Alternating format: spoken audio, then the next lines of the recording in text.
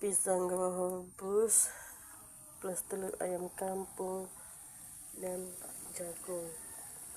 Jagungnya bukan jagung manis ya guys ya, dia hitamkan rebusnya bersama pisang sekalian, dan pisangnya sudah keburu masak, begitu juga dengan telur. Jadi jagungnya dibiarkan saja dulu di dalam panci, biarkan dia sampai masak seutuhnya.